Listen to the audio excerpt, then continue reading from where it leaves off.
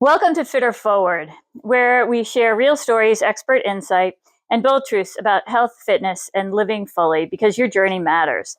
Now, let's get to it today. Today we have Dr. Chris Bath with us, and so we are going to talk about injury prevention, recovering from injuries, yes, all kinds of things. So first, I think always a good question is, how did you get into the world of chiropractic medicine? It was something that started honestly in high school. I played basketball growing up, and I saw Craig Nelson had some back injuries, and he really helped me get through AAU and into playing college basketball. So kind of like piqued my interest a little bit there. I was terrible in school though, so I didn't really know. Like I knew I know like science, I knew I liked the medical field, but I was like, I really don't know yet. So I went to college, played basketball, and it was like halfway through my sophomore year, I was like, okay, this is what I want to do. And that's when it really all started and started taking the classes that I needed to. And I actually left my senior year, came back home and went to Adirondack and Hudson Valley just to get the prereqs to go to chiropractor school. But it's kind of started in that high school time, knowing with the injuries and how he helped me, like kind of, this is kind of the direction I want to go. Yeah, and I think that's true a lot of times where people have injuries Yep. or have issues and then say, well, I want to figure out how to get better, faster, Yeah. do it the right ways. So I think that's cool. You really got into ART, and I feel like you got into it a lot earlier than anybody else did in the Yeah. area. So tell people what ART is and why Yeah. you think it's. So when I was in school, I knew that I wanted to be more like sports focused. So I kind of started asking around. I was in like sports groups and stuff like that. So I would go to different seminars, and people would always say, like, if you want to be in more of the sports rehab mindset, you need to have ART. So I'm like, okay, let's go to one of these classes while I was actually in school. So I went to my first one. I'm like, okay, this is like awesome. And ended up doing upper body, lower body, spine, nerve entrapment, and active palpation while I was in school for ART. And yeah, when I came back to the area, and we'll probably end up touching on it, like I was one of, I think it was myself and Keith Donato in Saratoga, Yeah. like the only ones who had it at that point. But it was starting to get really popular. It had been around a while, but no one had really known about it until then. So active release technique really is just getting tissues to move. And we'll probably touch on like manual therapy and all that kind of stuff later. But at the end of the day, manual therapy is meant to just get tissue to glide a little bit better. Yeah. And that's what ART does. You take a structure that's not moving and you kind of hold it down, and then you take it through a range of motion. So I'm typically pressing that structure the opposite way while it moves a different direction. And it just creates better glide. It creates temporary range of motion, temporary blood flow, and it just honestly it creates temporary pain relief, but really it's just a means to the end. So I tell everyone ART is there to help us get to the point where we can do strength training. ART is going to help and you're probably going to feel better, but it's really me just trying to get the tissue to glide better so that we can then do the strength work, which is really what you need the most. Yeah. So ART, does that like help break down fascia that's all jammed up? I'm not big on the whole like fascia scar tissue thing. I don't think the science is great to like support that I'm like breaking up scar tissue unless we're talking about something that's like post-surgical. So if it's more of like a repetitive motion type thing, I'm really just getting the tissue to glide a little bit better. Think of it, it's like it's just not, it's stuck and it's not moving, and ART helps it to get it moving and create blood flow and temporary range of motion, like I said, to then hopefully take care of it long term with the strength work. So it depends on the scenario, what we're talking about, but I don't like to tell a patient that's coming in with a mechanical problem, like, I'm going to break up all this scar tissue. Right. Yeah. I mean, I think it really works. It's pretty. It has its place for sure. And I think, like anything, it kind of gets it can get a little too much focus of like that being the only thing. So I think it's a tool in the toolbox, but it's an awesome tool to have. Yeah. So you have a general practice that you treat all kinds of people, all ages, certainly.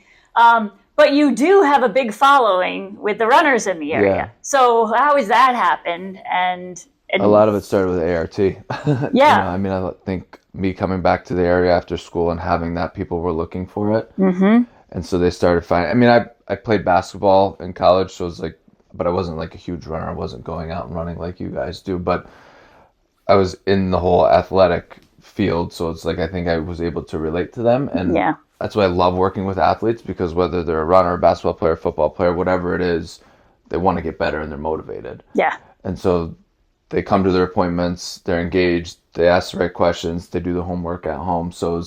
I related to the runners, and then ART really helped with the repetitive motion injuries. So that's kind of where it started, and the floodgates kind of opened with that. And then I went to a couple different expos and stuff like that. But at the end of the day, like the word of mouth was the biggest thing. And I think ART really helped that. Yeah, I think it's huge, right? Because when you have success and you feel better. Yeah. And so, but I love it because I go in and I see you, and you're typically with, my normal things, like, okay, 8 times and you'll be good to go. Yeah. And it's like between 6 and 8 times. And then Yeah. I'm like, okay, I feel good. Like, how do you figure that out? I think a lot of it, I mean, yeah, some of it is, I'm coming up on 15 years of doing it, so you have a good idea, but I mean, some of it is you're like following what the literature says. Sometimes sometimes I'm not right. You know what I mean? So like I'll say 6 to 8 visits, and maybe it's a little, I had someone the other day that I had told him it was probably going to be around 10 visits, and he came for his 5th, and he was doing all his exercises correctly, and like I had progressed him faster than I thought. I'm like, dude, you're good. Yeah. So like sometimes I'm wrong, and sometimes I'm wrong the opposite way. Sometimes it has to take a little bit longer, but a lot of it is based off of, are they coming in post-op? Are they coming in doing some prehab before they're having surgery? Is there any pre-existing conditions? I can have someone with an IT band injury that needs to be treated completely different than the next person with an IT band related injury, because what's causing that IT band is completely different. What it takes to fix this one IT band is going to take a whole lot longer than what it takes the other, because they're coming from 2 different areas. So I think a lot of it is just knowing like, hey, this is just mechanical, and this is going to take time to get this tissue moving better, and then it's going to take a certain period of time to strengthen it. And a lot of these patients too, like if they're coming from having done 6 weeks of physical therapy, which is a lot of my patients, and they're like 80% improved, and they just need a little bit of ART, and then their exercises are more effective, I know it's going to be a quick turnaround. Yeah. So I think there's like so many different factors that go into especially when I'm seeing a new patient, because they want to understand a lot. Like new patients want to know, what's wrong with me? Can you fix it? How long is it going to take? And what's my copay? So like at the end of the day, like I'm trying to communicate all that stuff. So when I'm seeing a new patient, all that kind of is running through my head as I'm doing an exam of, what do I have to do to fix this completely, with what tissue needs to move, and what do I need to strengthen to fix the problem? Yeah, well, and I think that's a big component that you have now too, is that strengthening, like with your app. Yeah. It's not just like stretching exercises, it's strengthening exercises at the same time. When did you start doing that, adding that piece in? That's probably been within the last like 5 years, honestly. That's been the biggest thing, in all honesty, is like I started to realize like ART has an amazing place, and I would never want to stop doing ART, because like I said, it's a means to the end. But at the end of the day, if I really want to get patients doing stuff at home and having confidence that they can take care of themselves, I have to get them strengthening. Yeah. Like I had to do that. And so but then it got to the point where I was like, okay, how am I going to do that? Like I'm a rehab chiropractor, but I can only do so much. I was like, okay, I have to develop some sort of app to where they can have the exercises that make sense with the sets and the reps and the videos.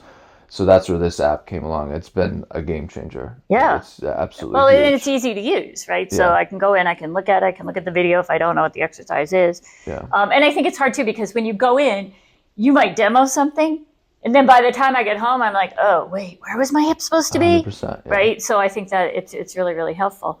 A lot of times we're talking to runners, especially in our training challenge program, and everybody's like, how do I know if it's really a problem? Like the high school team, it's like, is this something I worry about or not? And you have the people who worry about anything right away.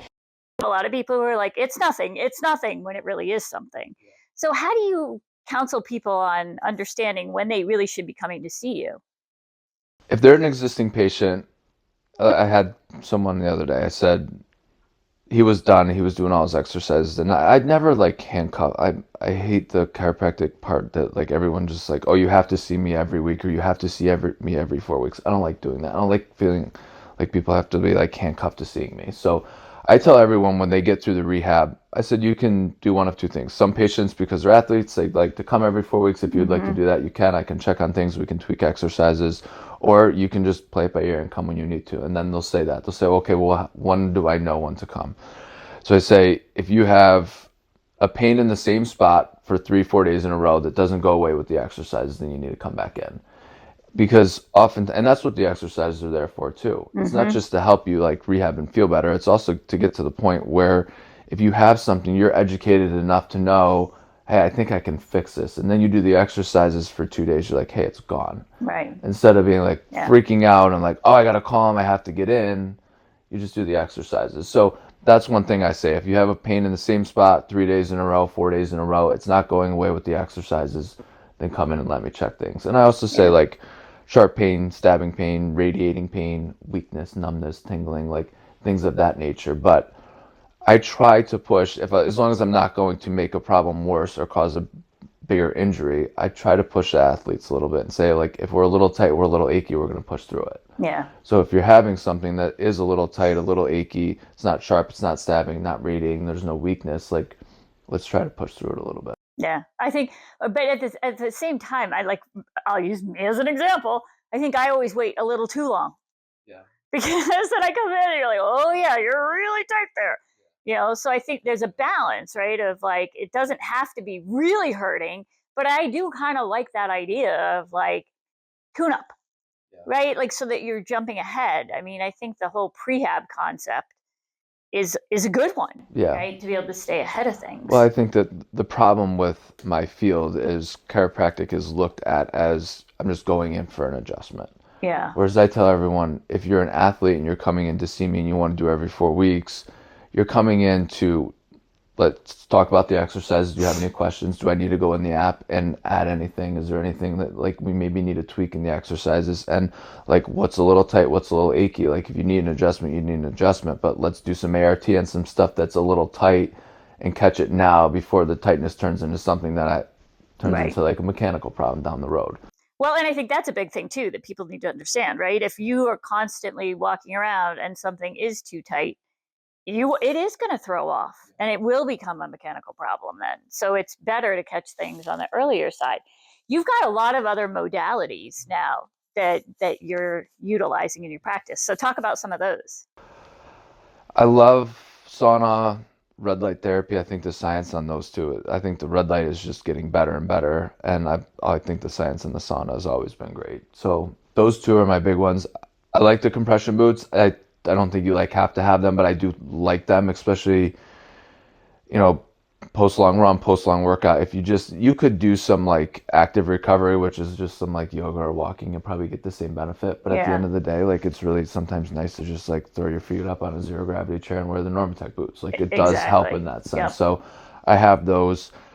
The cold plunge is something that I've done for years, but I've also I used to be of the mindset that like if you didn't do the cold plunge, you were just mentally weak. But I've changed my mindset a little bit with that, just because the science isn't showing like what I get from the cold plunge. Like you might get actually the opposite effect. Right.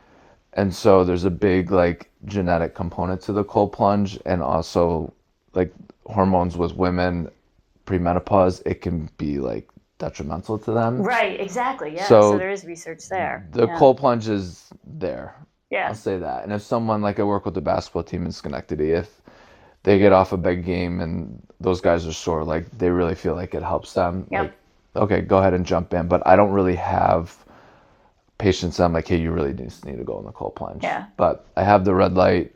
I have the sauna. I love the red light. It helps with inflammation. I think it helps with your circadian rhythm. It's great for your skin. Like there's better and better research. There's a lot of research coming out on that. Yeah, and it depends on the type of panel that you have and the penetration and the power. Well, see, and that's another thing, right? Because now if you go on Amazon, you can buy red light panels. Like I got a red light panel when they first came out because I'm into all this stuff and I love like researching all of it. And I do think it helps, but it's just a small one, you know, so it's not like a whole body where you lie on it or where I think that you're probably going to get a much bigger bang. Yeah, but if you have, say you have elbow tendonitis and you were to use that little tiny panel, if it's a certain level of infrared and near infrared light, and it's close enough and there's enough power to it and you're just treating one small area, then Then it's it probably going to works. work. Yeah. Yeah. I have on my website, I do have blogs going up. I've only done a couple, but I'm going to have one coming out on red light just because it truly is so effective. But I think, like you said, you can go on Amazon and get one for $20 when really Right. like Exactly. Because the now good dealing panels. with this lovely sciatica, I mean, I'm getting everything on my feed Yeah. now. So it's like all these like red light mats. And I mean, some of them talk about the wavelengths, some of them don't even talk about it, but they all claim. And so I think it's hard. Like, I think it would behoove people to go in, test with you, use yours, right? Before they go and just buy something that's not even going to work. Yeah, I had a patient that tried mine the other day after she had tried multiple red light panels. She's like, "Oh, that's red light." That's the difference. Yeah, Yeah. Yeah. Because again, I think it's the same thing, right? Like someone could go to another chiropractor, and I hear this all the time with physical therapy, especially now that Alex is a physical therapist. He has people coming in all the time. Physical therapy doesn't work. Chiropractic doesn't work because of the person that they went to see, not necessarily the practice, but maybe that person didn't really help them. So yeah, I think that's something too. You've got to find your right person. yeah, And certainly for the running community, you're a right person yeah, because you just have a lot of that knowledge about and I think it's also you have that knowledge of the personalities, yeah. right? That's You get such a that. big part of it. Yeah. So one other modality that now is getting in my feed nonstop is vibration technology. So what do you think about that? The little bit that I've looked at is, and it falls into the same thing with the red light, is it needs to be, and I can't quote me on this because I need to Yeah. look into it more, is that it needs to be vertical vibration and not horizontal. So a lot of the Okay. vibration stuff that you can get out there is like $200 and it's going horizontal when Yes. the research is done on vertical. Vertical. Okay. So like I said, don't quote me on that, Right. but the difference between the vertical and the horizontal is like I think it's like thousands and thousands of dollars. Yeah. So to get something that's really That going to work. works. Yeah. As far as I know, the little bit that I've looked at it, if you're just getting the vibration plate that's going horizontal, you're just kind of standing there shaking around. Shaking around. Yeah. Which I'm sure some people feel like, oh, that's doing something. I mean, remember those, you probably don't even remember, not the belts. You'd stand in it, it would Oh, no, I didn't know shake what you're you, and talking that was about. supposed to you were supposed to lose fat doing that. I always like, why? How?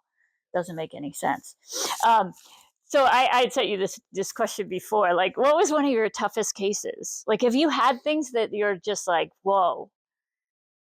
I mean, one of my favorite things about doing what I do is it's not just, even though I'm the only chiropractor there right now in my new clinic, and I have Nick, who's an athletic trainer or the personal trainer.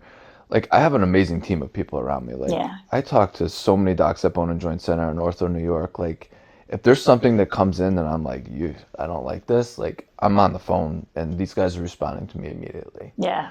So I've had some. I mean, I had a patient come in one day, and this was years ago. And I was like, man, I don't like this. Took his blood pressure. I'm like, you're going to urgent care now. And he had triple bypass that night. Oh my gosh. So it's like I have that kind of Yeah. stuff come in. I had a patient since I've opened my new clinic come in. I'm like, you need to go to urgent care, and he had a stroke. Like, there's so many different things that come Right. in that The are people like that that are are there. completely outside of like I'm like get out of my office as fast as you Right. can type of thing. As far as stuff that's like I've had a hard time with. The plantar fascia is like such a pain in the butt to work Uh on huh. because it has such a bad blood supply and it's the type of thing where you just throw everything at it. Yeah. You throw strength work at it, you throw ART at it, maybe some graston, maybe some stim. I think the most bang for your buck is like really doing the strength work, but then I'm not a big orthotics guy, but that's something that the research says like maybe you jump into an orthotic temporarily just to take load off. Mm-hmm. And then if you're dealing with the runner that has something coming up, like you really need to be taking the load off, but they don't want to take the load off Right. because they want it. So it's like the plantar fascia is kind of annoying. It's like I can treat it and we get good Well, and I results, think a but lot of people don't have good results when they treat, right? They'll do their things and they're like, it just doesn't go away. I know. I mean, it's interesting. I have 3 flat-footed guys in the family. Reed wears orthotics all the time in his run shoes. Jack did for a while, but I kept telling him do foot exercises, and now he doesn't wear them anymore. And Alex has never worn them. So, like, I think there's a place for them sometimes, but I don't think We that's jump to them too early because it's like everything. yeah, It's like Oh, like I don't have to do anything. I can just throw something in my shoe. Exactly. Right. And then Yeah. your foot's not any stronger Yeah. than it started, which is Yeah. going to kind of create the problem Yeah. further down the line. But if you've gone through all the strength work with the foot and even working up the chain, a lot of times it can be related to like the hip being, there not being enough lateral hip stability or glute strength or whatever it may be, and that could be related to it. So if you've taken care of like the foot related issues, and honestly the calf plays a huge role in this. I think we overstretch the calf instead of strengthening it. That plays a role in the foot. Well, and then the front of the leg is never strong enough, right? So it's always, and I always say, like, it's funny, especially working with the high school kids, it's like, we're going to work the backside of your body to get the backside stronger, because everybody just works the front side. Everybody wants to do a bench press and a squat. And I know my glutes, like, they're not strong. Yeah. And most of us, I think that's a big issue, for women. If you've done all that and you haven't gotten results, then I say, okay, like maybe let's look into an orthotic. But I always want to get all that stuff taken care of first. Before.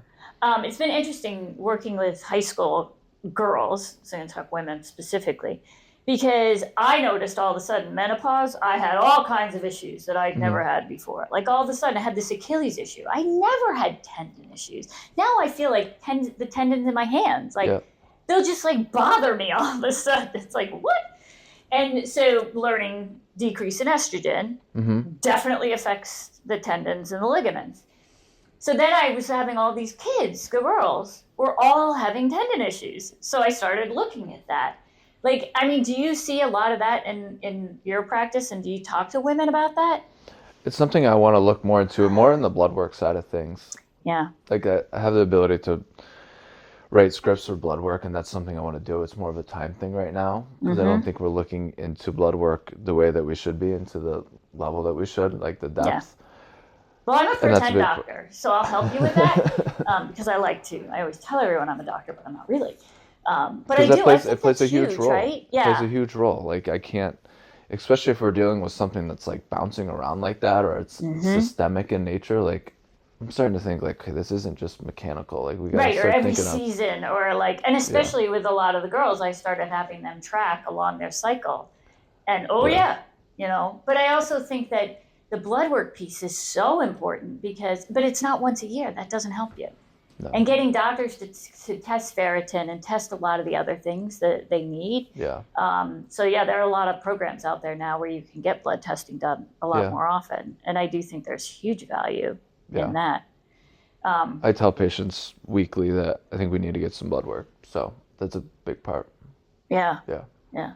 Are there any injuries, and it doesn't have to just pertain to running, but that are more specific to women? Probably more hip and knee, potentially. But I wouldn't it's not like overwhelming. Yeah. But some like gluteal tendinopathies, maybe some piriformis related stuff. I see probably more ITBN with women than I do men. Could that come from the Q angle? Could it come from if they've had children? Like what could be coming? There's so many things that go into ITBN, but that's probably what I see the most, is more like hip and knee. But it's not like overwhelming. Yeah. Yeah. I do think that like I sometimes wonder, like, some of the machines, like, are they built for men? So the angle of doing things on just a strength machine versus dumbbells, is that putting somebody in a position that might not be optimal for them? Yeah. And create more problems. Yeah. I think it's interesting just looking at women, and a lot of times I think that women don't pay attention to their own health as much as do you see that women maybe don't come in as often as they should? Yeah, because they don't put themselves like at a higher priority. They put their kids and their spouses and all these other things, like, that's like the honest truth. Like, you guys are unselfish, and you do everything for everyone else, and you gotta throw your own health to the side for a while. So it's like, then when it becomes debilitating, that's when you come rolling in. Yeah, exactly. I mean, do you feel like if you're seeing somebody on a regular basis, like I have this whole thing about figuring out how to age well, and so do you feel like, and it's not saying that you're trying to get people to come in to see you more, but if people are like doing more regular tune-ups and staying on top of things, is that going to help later on in life? Yeah. But there's a group of people that want to be like really independent and be like, okay, thank you for your help, and I can do this strength work on my own. So that like I would never tell that Right, patient you do. right. But I mean, if you go look at like some of these documentaries on professional sports, like these guys are getting work done every day. Yeah, So it's like we may not be a professional athlete. I do work with some professional athletes, but if you're running 60, 70 miles a week, like yeah, you're going to need something that be taken care of. You mean, like at least talk about, hey, this is tight, this exercise doesn't feel right. Can we add something else? Like there's value to that. Now, if you're yeah. just coming in and I adjust you and I say, see you later, like there's not, to me, value in that. Right, right. Yeah, But exactly. yeah, there is value to that. And like I said, like these professional athletes are getting this done, daily. So there's obviously value to them, and we should start thinking. And that's really that's why I named it integrative too. Is like I want to integrate so many different things so that I can help you not just rehab and feel better, but like long term. Right. You know, Well, and that's where I feel like, and I think again, it goes back to you gotta find out who the person is in a yeah, practice and what the philosophy of the practice is.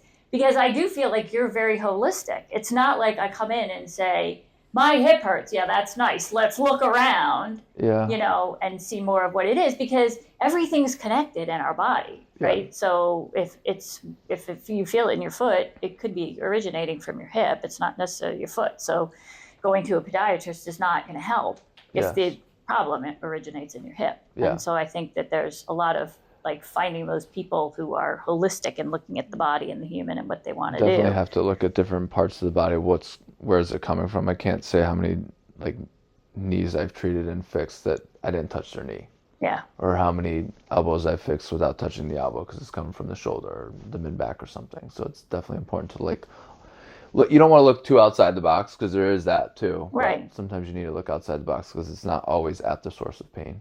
Yeah. Yeah. Yeah. No, I think that's. Um, so we do this. We always finish up with what we call final kick, which is just a Okay. couple of fun questions. Um, well, let's first say what sports are you into now? Because you had to take a little break. Yeah, little ruptured Achilles will do that. Like I said, I played basketball in college. That was everything to me. So it's like it's really cool that I get to work with the basketball team, New York Yeah. Phoenix and Schenectady, just to like be around basketball still because I don't play it all anymore. I mean, you know this, like you have to be competitive at something. Like if you Yeah. don't feel competitive, you kind of like feel like you're losing your edge as a person. So I play golf, and I started playing in my mid 20s, and now I'm trying to play competitively in like amateur events and stuff like that. So like Yeah. that's my sport, and then just staying in shape. Honestly, it's like I try to get my three strength, not try make sure like I have to mentally get my three strength training sessions in a week.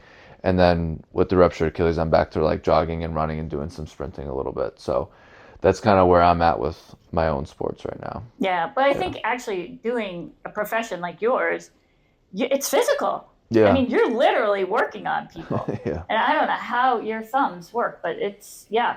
So you have to kind of stay in shape to be able to just do Yeah. what you do. Mhm. So what is your favorite post-workout snack? Post workout, I eat like a dog. I eat the same thing every day. Literally, I'm fine eating like literally the same thing. Something that stuck with me, and this wouldn't be for everyone, but I only eat fruit up until noon every day. It's what's worked for me. Yeah. So if I worked out yesterday morning, and normally after a workout I'd want to be high in protein, but it was before noon, so I just had fruit. Save So fruit. Yeah. if I have a really solid workout and it's in the afternoon, I just want ground beef and rice. Yeah. That's it. I'm just so basic. Yeah. And I love like whole foods, fruits and vegetables. And like ever since like in the last probably 4 years, I've been eating so clean. It's like, and you get a little bit older, it's like if you try to have like a cheat, it just wrecks you. Well, and I was just going to say, Wrecks like, you. how much do you talk about nutrition with, I mean, you're not a nutritionist, so you're not going No, to prescribe things, no. but how much do you talk about the power of nutrition We with talk about how patients? important it is and how Yeah. much of a role it plays, especially in the inflammation. Like if I'm treating something that's incredibly inflamed and you're going to McDonald's on the way home, like Right. you know what I mean? Like Yeah. that's playing a role. Like there's so many things that come with pain. It's not just what I'm treating in my office. There's psychological things that cause pain. There's emotional. There's the nutrition. There's supplements that can be added. There's so many different things that's causing pain. So it's like we touch on it. Obviously, I'm not a nutritionist, so I'm not going to spend time Yeah.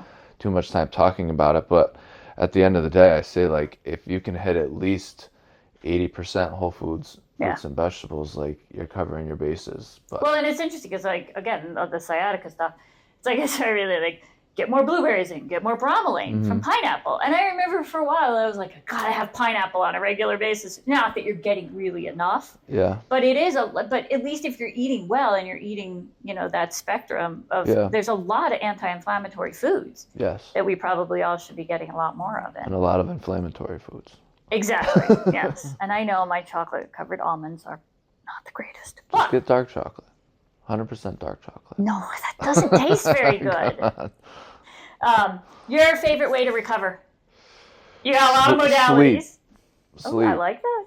That's what I tell everyone. I have all these modalities, but at the end of the day, like, when it comes to recovery, you got to sleep and you got to eat well. I like that. And so if you're going to take the easy way out again and say that you're going to get 5 hours of sleep and you're going to eat like crap, and then you're going to come in and you're going to do my red light and sauna and expect it to work, you're going to be sad, because it's just not going to work. You have to do the basics, and everyone wants to skip the basics. You have to get and it can't be 7 to 8 hours of sleep. It has to be 7 to 8 hours of high quality sleep. Yeah. Like, what are you doing an hour before bed that's going to give you the quality sleep that night? So, like, that's the best recovery tool. What you eat is another great recovery tool, but at the end of the day, you have to get good quality sleep. That's the best recovery tool. I think, and that's a challenge. And again, like for women, geez, you hit perimenopause and it's like, what is going on that I'm up at 2:00 in the morning and worrying about the world? Yeah. So and so you got to figure those things out. And I think the earlier you can figure out how to get that good sleep, it makes it easier. Well, we get in ruts because we're just like, we don't know. But as soon as you get a routine down, you're like, okay, I need to do these 3 things before bed. And actually, your morning routine does affect your circadian rhythm, so that can affect your sleep at night too. But when you start getting that routine, you're like, okay, this is like a game changer. And so many people walk around with poor sleep. They don't even realize what it's like to have good sleep and what that does for them and the level that they can function at. And then they start functioning at this level, and then they get one bad night's sleep. They're like, oh my God, horrible. This is like, how did I do this? Well, I remember after having the boys and being up because Alex cried, and I would walk laps. I thought I was going to wear out the carpet walking laps with him at night. And then all of a sudden you started sleeping, and he slept through the night, and it was like, oh my God, like I can't believe I was funcking that way. And if you'd asked me at the time, I would have said I'm fine. Yeah, that was your norm. Right, that was the norm. And so I think, your favorite workout or place to work out? Well, people say all the time, like, well, you work out at your place, right? I'm like, I'm at my place so many hours every day. So it's like, I'd like to go to Vent in Clifton Park, honestly, and it's cool. Like, I'll run into patients, and it's like, I like the whole community aspect of it too. So I'll go to Vent. If I want to, now that I'm getting back into running, I love going over to Shen and like I'm going to get back into sprinting this summer. So I'm excited about that. Oh, good. Yeah, awesome. How can people get in touch with you? Integrative Chiropractic PLLC.com is the website. And then we have 2 different Instagram accounts, just Integrative Chiro. And then my personal, I post some like fun stuff, like whatever. My personal account, I also do some clinical stuff, is just CB_ICP.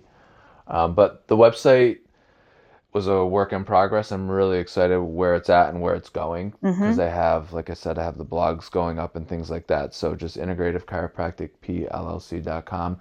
You can start to get a lot of info on that.